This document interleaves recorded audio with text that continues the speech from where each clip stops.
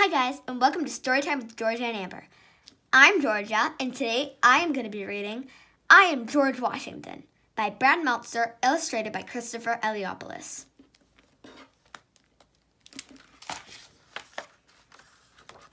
I am George Washington.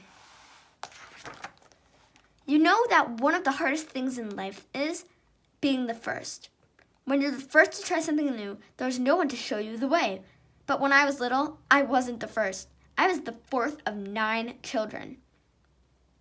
When I was really little, I lived at a place called Mount Vernon, which had a huge river running through the backyard and unexplored forests in every direction. People will tell you that I was a perfect boy. They'll say I didn't tell a lie after I chopped down a cherry tree. But that cherry tree story isn't true. Like most boys back then, I liked swimming, fishing, and riding horses. I was a decent athlete, but nothing spectacular.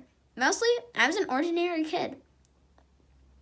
I liked books and even liked to dance. I was great at it. In school, my best subject was math. I was pretty good at writing, but I was a terrible speller.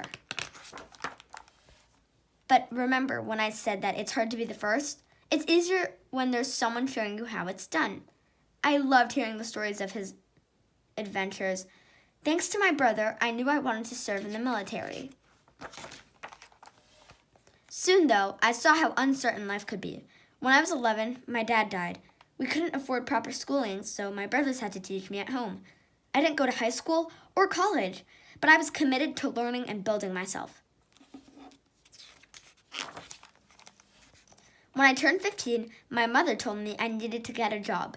Since I was good at math and precision, I became a surveyor, someone who explores large areas of land to find their boundaries. The rain was fierce, and one night, the straw mat I was sleeping on caught on fire. The next morning was even harder. But we kept going. Don't give up. There was something special in trading a new path, something beautiful in doing what no one had ever done before. Just being around the Fairfaxes changed my life. They helped me get work. I observed how they lived, how they dressed, and how they ate. I even learned how to properly. At the Fairfaxes, I ate with fine silver and beautiful china. At home, I ate with sticks at a fire. It was as if I was living in 2 worlds, but to me, both were equally important. When I got older, I joined the military. It was my first big battle. I was on the British side, fighting against the French and Native Americans. We lost the battle, but I became the commander of all of Virginia's fighting forces. At the age of 23, I ran for office, to be a member of the House of the Virginia Legislative. I lost. That's right, I lost. It didn't stop me. I tried again, and this time, I won. In fact, I won re-election every time after that. But the world as I knew it was about to change. Remember when I was growing up, the United States didn't exist yet. Back then, there were no states, just colonies, all of them controlled by England. We were ruled by the British king named George III. In April 1776, the first shots were fired in Massachusetts and Lexington, Concord.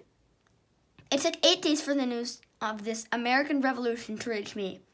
It was one of the biggest questions in history. The answer came at a meeting called the Second Continental Congress.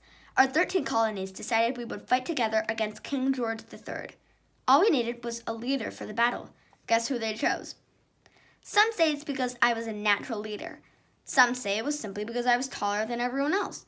But let me tell you the secret. I was the only one wearing a military uniform. It wasn't an accident. On that day, I came ready to lead, ready to do the job, ready to be the first. Was it easy to be in power? Never. Our side didn't have enough food, clothing, or weapons. Their side was well-fed and well-armed. Our side didn't have trained soldiers. We were farmers and fishermen. Their side was the greatest fighting force in the world. So how did we win? We were smarter. We wrote plans in invisible ink so the British couldn't read them. Cool, right? Invisible ink. My code name was 711. We were sneakier, but most important, we wouldn't give in. After we beat the British Army, a new government was formed. I proceeded over the convention that wrote our Constitution, which created the new laws for our country. The brand new United States of America was free to explore its own future. Now all we needed was to pick our first president. Someone brave, someone strong, someone trustworthy enough to handle all that power. Again, guess who they chose? Some say it was my most heroic act. Instead of putting myself first, I put my faith in my country. I put my faith in you. In life, there are many ways to lead. You can be quite a quiet leader, a tough leader, a bold leader. But leadership isn't about being in charge. It's about taking care of those in your charge. When you're in a position of power, always look out for those who put their faith in you. And always forge your own road, because sometimes the most important trail is the one no one has ever taken before. When you do those things, you will clear a path that will lead the way to others. Leadership doesn't come from charisma or personality. It comes from courage. The courage to do what's right. The courage to save others. The courage to go first. I am George Washington. Today they call me the father of our country. I have the courage to do what no one's ever done before. That is the end of the book. I hope to see you next time on Storytime with George and Amber. Bye!